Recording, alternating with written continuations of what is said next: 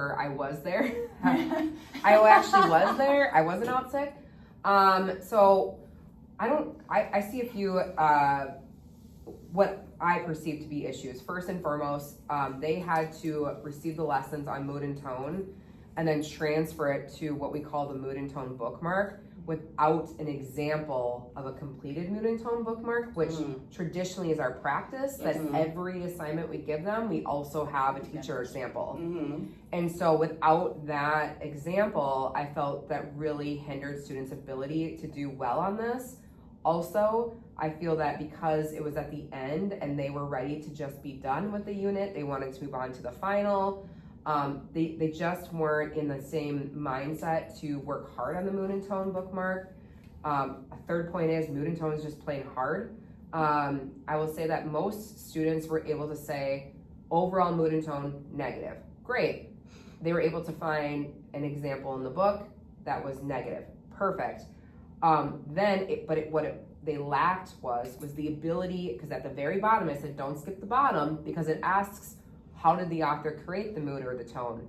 Make sure you don't forget that part, and that's where I saw further their ability to do that was I had very few able to explain the author craft move to be able to establish that mood, to be able to establish that tone, and how did that connect to the overall book. They wanted to stay focused on one section, but then they didn't say how it related to the overall story.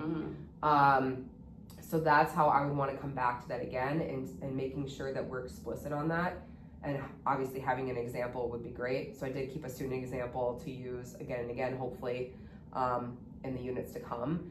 And then I second connotation. I just think connotation is so hard for them because it's very gray. I know it lives in figurative land, but being able to go back and find words that are being used in a different way is tricky for them.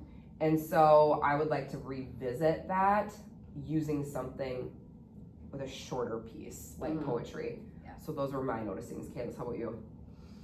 I am actually on the other side of the spectrum than you two, which is odd. Usually we're all seeing pretty similar stuff. So like mood and tone, for example, my students like nailed it.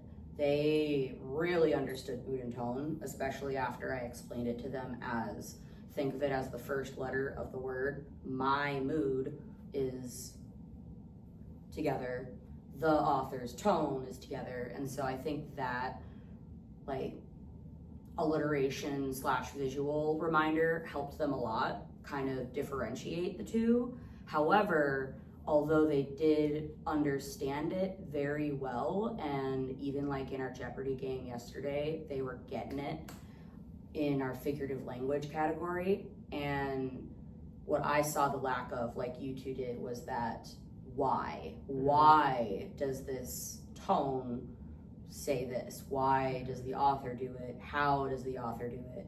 Why does it matter for the rest of the book? So it was like that big piece of like book reports was missing, even though they were doing a slideshow. It's basically a book report. They weren't bringing it back to the overall picture. So it was more, I think, since we break it down into sections for the book, they thought of those sections as their own thing, instead of this is one whole book that we're going to be considering the meaning of and connecting ideas. And they were instead focusing on, well, in the beginning, this was the mood, and then at the end, this was the mood. And rather than like, why did it change? So that, I think, a little bit more encouragement and just the examples as well. But the part I think would really help in the future, and maybe if we do the mood and tone worksheet again for the poetry, is actually changing the directions, because my students were so confused with the directions on mood and tone. They did not understand why they were picking random words, or seemingly random to them, on the page when they have a specific example, like a quote, to show that mood or tone, and then they'll just talk about the context of what's happening in the scene. So I actually ended up encouraging most of them, because of that confusion, to basically go, all right, ignore these lines, because it had the 4 lines for the individual words that showed them mood or tone. And I just told them, ignore those lines. Rather than finding different words, I want you to focus on what you're doing for the summative. Because our summative doesn't ask them to list those different words. It asks for text evidence as a quote, and then their reasoning on how it's that mood or tone and how it connects throughout the book. So I was trying to limit their confusion by giving them the opportunity to search for a full quote rather than pieces of sentences. So then later, when they have to use it in their presentation, it's not having to go back to where they found those words and then picking a quote and then applying what they know and then explaining.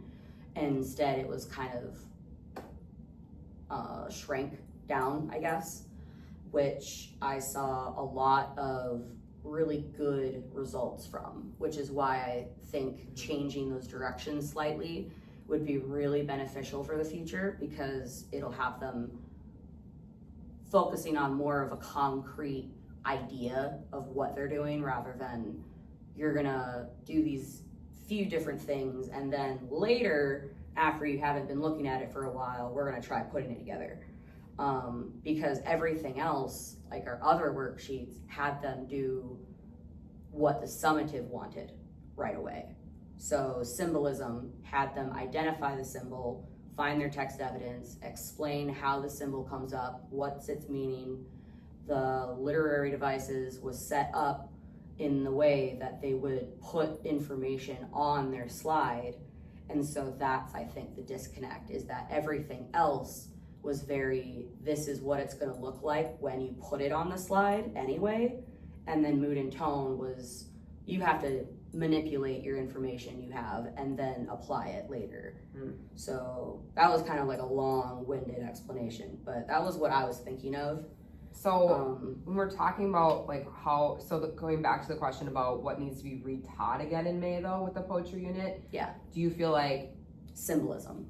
So symbolism would be yours. I had very, very few in overall, like a handful for all 4 of my classes, actually understand symbolism. Okay. They were really struggling with this kind of abstract idea, like the connotation, because they're taking this object and then they're giving it this totally new persona, essentially, because they have to apply a implied meaning to it, not something that's just told to them. Yeah. So I was doing a lot of like in the moment reteaching, or like I had 3 or 4 kids listening to me at a time when I was talking about symbolism and trying to explain it, and kind of using their books again with their examples, but not being specific enough that they could just copy what I was saying, I guess. Because I know that's one potential problem when we focus on what they actually are reading, rather than have a class text to reference, like after 20 years we were using. They would just basically copy what you just told them and then say that is what they think, and they can't elaborate. So then out of curiosity, just wanted to think about everything that we've mentioned so far. Do you all feel that we should reteach all of these components again in May? Like do exactly what we just did with the Overcoming Adversity unit, break it apart again with the same assignments with poetry unit? Or do you feel like we only use parts of the standard to come back to? I feel like it would be valuable to review all of them. Okay. Yeah. Even if we keep it kind of flexible, so that if we do the review and we see good success, we can just move on. That would be great, because some of these things we're not going to be having to reteach. They already got the concept, so it's just going to be a refresher. Here's what we're looking for. the others, we might want to make sure we have that time built in so that we can teach more deeply into it. If they weren't seeing it with symbolism or with mood and tone, we may need to refresh, get them some new strategies or different activities that help them understand those concepts. And so we want to just spend more time on those. Okay. I know Yeah, way back when you created that theme bookmark thing, the handout, and then I took it and ran with it and made my version, but that was a very helpful tool for when they were doing their first lit circle, because they had that visual with them the whole time as they were reading. So maybe we could do something similar for the other components, or maybe we just have to think about how we're going to break it down into manageable amounts, because if this poetry unit is meant to be shorter to kind of fill that extra time we have and introduce more creative writing, I can see us running into the problem of them just getting overwhelmed with all of the information in a very small unit with a very short summative, and just not even knowing how any of it applies in like 5 lines of text. I think we actually planned for 5 weeks on this one. This one's actually might end up being longer. Forward. Yeah, a little longer than the Overcoming Adversity unit. Okay. But also knowing that one of the days is like testing. Yeah. One of the days we have science field trips. Yes. We may not also have laptops that last week. Right. So we're like, so really maybe it might be similar. So it actually might be similar in like, and I think that's important too. So this is why I want to come back to talking about in the fall, because I think what this hinges on is, to me, this is my opinion, it's tricky when they are using a text that is very lengthy, right? So like a novel is very lengthy. And maybe that's why we're seeing what we're seeing with the confusion or lack of transfer or fill in the blank, right? So I wanted for us to conclude on discussion on restructuring this unit in the fall. I know we've talked about starting this unit in September and being our first unit of the year. And so just in thinking about that, what do you see, what do you want to talk about as far as restructuring this unit in the fall? Just overall thinkings about that. And Jen, I'll let you start first. So I was thinking about that before anyway, because we talked about possibly seeing if we could split this standard. So it would be some very specific skills that we're looking for each time they're being graded only on a portion of the standard, like, what is it, W8.4? R8.4? R8.4, excuse me. R8.4, so it'd be like R8.4A, R8.4B, and our feedback that we got was that might be a difficult thing to do. That might be a difficult sell. So I was kind of working with that same idea and thinking, is it possible to reteach the standard but break it into 2 smaller projects? The final grade just doesn't come together until they're done with both pieces. So that we're focusing only on a couple of tasks at a time. They have a final project, but we take the 2 into consideration ultimately when we go to grade them. Have they been successful on both pieces? And then they're not so overwhelmed. They can just focus on maybe their literary device and symbolism, or just mood and tone and connotation. Maybe we lump them together with similar types of skills like figurative language, so that one piece is only the figurative language sections, and then the other pieces, the other skills that we're looking for. There's some ways that we could do that. I don't know how that would fly either, but it might come across better than trying to split the standard generally with an A and a B. Right. So that was just one thought that I had, but I thought I'll wait and see what else you guys think too. So for me, this unit and the unit before were created based upon our units of study for our writing curriculum, or resource to match our curriculum. And in looking through the units of study, Bends 1 and 2, the way that's laid out is that students are using the same material with Bend 1 and Bend 2, following the same components that we're having them do, versus currently we have them using a short story for Bend 1 to talk about theme, and then we have them using a novel to talk about craft moves with Bend 2.